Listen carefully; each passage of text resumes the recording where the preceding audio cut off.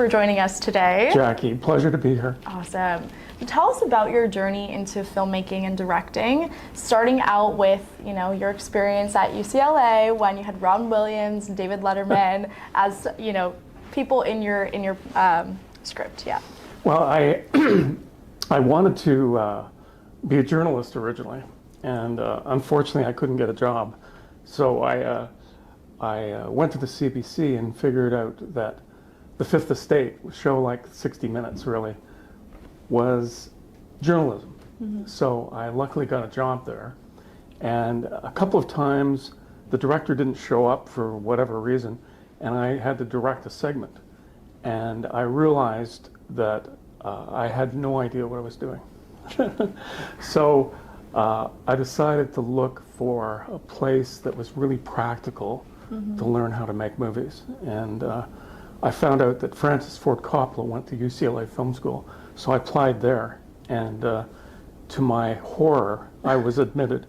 And I went to school there for my master's for 2 years. And in the first year, with my partner at UCLA, student partner, Lon Diamond, who became a great comedy writer, we went to the Comedy Store night after night after night, and this is just before Robin Williams and David Letterman became huge stars. We asked them to star in our UCLA project film, and they did. So we made a half-hour comedy that's still watched at UCLA today. Wow. And it was fantastic. So UCLA was a practical school, and it taught me about lighting, sound, camera, but most particularly storytelling and how to transform a script to a film and how to direct. They had a great directing coach and great editing coach and great sound coach. So UCLA was a turning point in my life and helped me understand how to practically make a movie. Very interesting. And it's interesting you mentioned the storytelling aspect too. I know when you were doing your undergrad, you were studying under Professor Northrop Frye. So how did his teachings influence your storytelling approach? And is there anything that you've learned from him that you have implemented in your career? Well, it's hard not to think of Northrop Frye as a literary critic. He's a literary genius. Yeah. And he's really the only genius I've ever met. He was kind enough to write articles for my college's newspaper, which I was editor of. I went to his office and had a nice chat with him, and he started contributing to the newspaper.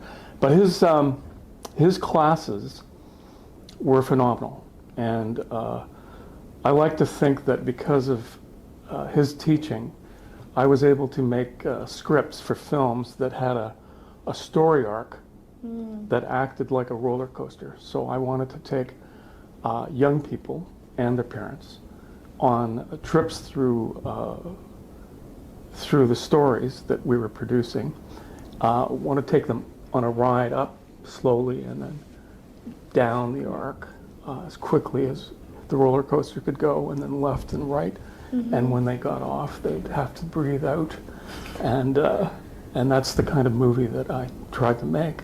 Along with my partner, Richard Moser, I had a great partner co-producing with me all these years. But Frye taught me that when you have a villain, you have to have a hero, and the villain is usually found in a sinister place, geometric images, and the hero should wind up eventually in a garden. So in all of my films, I whack the villain out, they're gone, and the hero wins in all the films. Very nice. So that's what Dr. Frye helped me discover. I love that. What a great way to put it. So you were, president and CEO of Devine Entertainment Corporation. What were some of the challenges that you experienced building this company, and then also what were some of the factors that led to your success? The challenges, I just feel I got very lucky.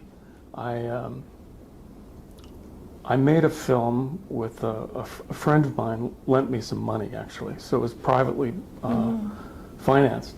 I heard a radio play called Beethoven Lives Upstairs, and while I listened to it, I think it was on the CBC, and while I was listening to it, I could see the whole movie it just came alive in my head. I could see the entire movie. And so I had met the production designer of the Stratford Festival and the Shaw Festival and talked to him about it. And he, luckily for me, he left the Shaw Festival and started to work for my company. And he told me, we've got to do this, and we've got to do Beethoven Lives Upstairs in Prague. So I had enough money to take a small crew to Prague and had a great script written and had great actors. We made the film in Prague, and again, luckily for me, without a sale, it's called a negative pickup in the movie industry.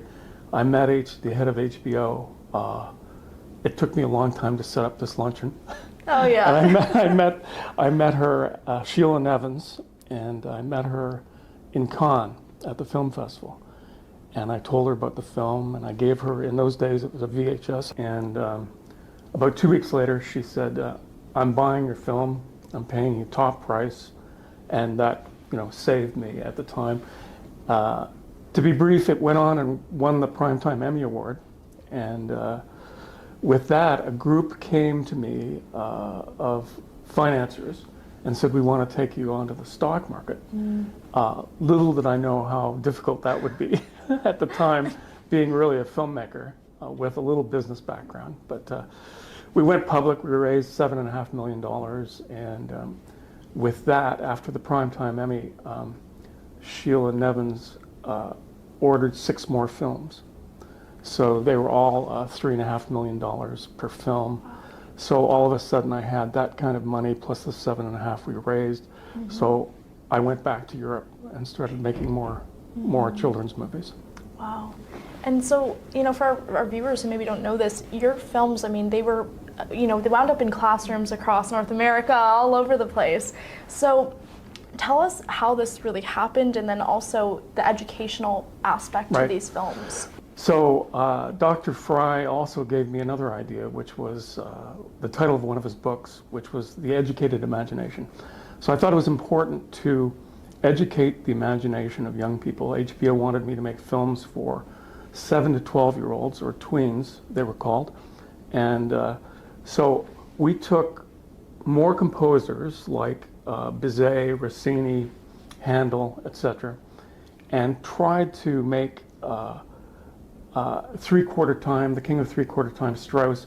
We tried to explain how one would produce three-quarter time. So we're trying to teach, so for music class, that'd be important. How Handel, who was in despair, being kicked out of Vienna, going to Dublin, how he would write the Messiah, etc. And so we based the films on true events in the composers' lives. We then infused a child actor in each film. The child was always had some adversity. The child's father had just died. The child had a physical ailment, a psychological problem. The child wondered about the color of his skin in the Liszt movie, Gypsy Boy. And so that's how we tried to attract young people. Then all of the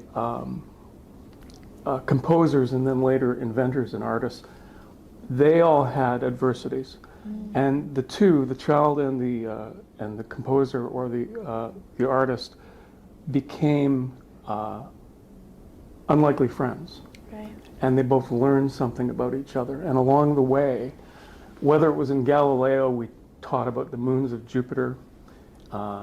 If we did a film, when we did a film on Monet, we talked about Impressionist art and light and shadow.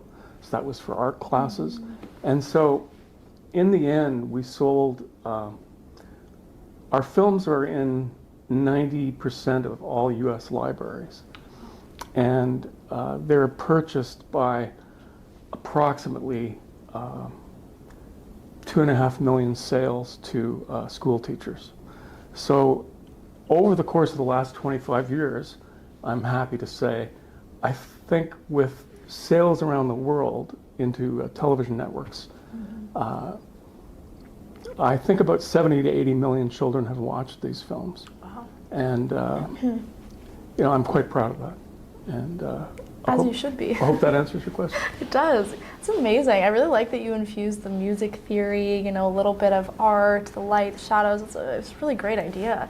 And we were talking about these films being all around the world. Speaking of all around the world, you filmed in some incredible historic palaces and castles, and you and I were emailing back and forth, and we were discussing. There's one of the castles was dating back to the 14th century. So I just have to ask, what was your favorite place to film? My favorite place was really in the middle of nowhere today. It was called the Bukovica Palace. And that was in Moravia, outside of a fairly small city, in what we would say the middle of nowhere. So it'd be roughly 25 miles south of North Bay, if you will. So it was the most beautiful palace I've ever seen. It was one of the Austrian summer palaces, and we shot Strauss, the King of Three-Quarter Time there, and it was just an amazing place. There were wild pheasants running around outside. We had ordered all of the proper, roughly 1876 dresses from a costumer in Vienna. So we did Strauss waltz in the ballroom, and it was just an amazing place. And we wound up filming in Croatia, Italy, Czech Republic, Slovak Republic, and Ireland. Wow. And we had an overall Irish-Canadian co-production deal, which was really great. And we did that deal with Michael Higgins. I don't know if you know the name, but not only was he poet and the Minister of Arts, but he just stepped down recently. He became the President of Ireland. Oh, wow. So we had a great deal with him, and that helped us financially. And so I took the crew like roaming gypsies throughout 7 Eastern European countries, plus Italy and Ireland. Wow. Yeah. You must have been so inspired in these places. I mean, I'm a historic fanatic too. I love old architecture. Gothic Revival is my favorite. But I always find when I'm around such beautiful places, I get inspired. When you were on set for some of these places, were you just thinking of, for my next film, I got to do this? Was there a lot of creativity when you were on these sets? Absolutely. I mean, before you made the movie, I would drive with my partner Richard around the entire country, and we'd look at maybe 10 castles and palaces in each country, and we'd pick the one we wanted. It was there were moments, yes, where I would stare at where we were going to do a scene, and I would think for a moment that I was back in 1831 or 1776. And see people walking, like it was. You did have those feelings, and then you would create something that evolved as what you were seeing in your mind's eye. So cool. It actually did work that way. Yeah. So you talk to the production designer and the costumers, and then reproduce that in order to film it. Yeah. Did you have any challenges on set that were things that would have never happened, let's say if you were on a Hollywood modern set, just because of how old these places were, or? No, actually, it was all really fantastic. Yeah. And we were able to rent all of these places. Right. And there was no problems on any of the films. I was quite lucky. It's amazing. And HBO was an amazing client. I think they're the best company in the world. I may be biased, but I mean, they didn't give me many story notes over the course of 10 years, which is quite rare. Usually if you're at Disney, somebody's always giving you notes to change your script, do this, do that. Yeah. And it upsets an artist to always have someone tell them that change this, change that. Yeah. You know, it's Changing not, their vision. yeah. Usually you go with the so HBO goes with the artist, and they let the artist do what they do. Very nice. Great company. Yeah. What are some of the projects that you're working on now? There's one project I'm working on that I think it could be the greatest Canadian film ever made. You heard it here first? You're hearing it here first. It's the true story of a runner in 1905 from Hamilton, Ontario, 23-year-old, who won he won all of the marathons in the day. And he was in the Boston Marathon, etc. He won them all. And so the Canadian government telegrammed him, sent him a telegram and said, we want you to go to the 1906 Olympics in 1906. He said, that's fantastic. He got back to them, just give me enough money to take a train to Halifax. I'll take a cattle boat to Athens, and I just need a rooming house. And they wrote him back again and said, oh, we can't give you any money. You'll have to get there on your own. So he didn't know what to do. So with his girlfriend and his trainer, they threw a giant Irish dance party, and they raised $72. Okay. Not enough. No. So his name was Billy. Billy had no idea what to do. So his trainer said, I think you have to go to the track. So Billy went to the Hamilton Raceway the next day and put all $72 down on Sicily in the fifth, and he won. Wow. And he won $700. And he went to Athens, and I won't tell you more because that's where the story really evolves, but he did win the gold medal in the 1906 Olympics in the marathon. Very nice. That is a good movie. Yeah. Definitely sounds like it. Thank you so much for sharing that. My last question for you, what legacy do you hope to leave behind in the film and education realm? Thanks for asking that. I don't think of my career like that, a legacy, but I'm pleased that I've been able to educate young children. And so here's how I think of it. I think as if I've told a moral and ethical tale, not a religious tale, moral and ethical tale. And in the course of telling that tale, I want the child who's watching the film to understand that there is a direction they can take in their lives. So I like to think of, I'm giving them a compass, and the needle of the compass is pointing north. And if they stay pointed in that direction, they'll live a moral and ethical existence and maybe get away from the troubles that evolve in various neighborhoods. And so it's a compass for their direction throughout life. What a wonderfully put saying. Oh my goodness, it's beautiful. Jackie, thank you very much. Thank you so much for being here today. I really enjoyed our conversation, and I know our viewers will as well. Jackie, thank you very much. I very much appreciate it. Awesome.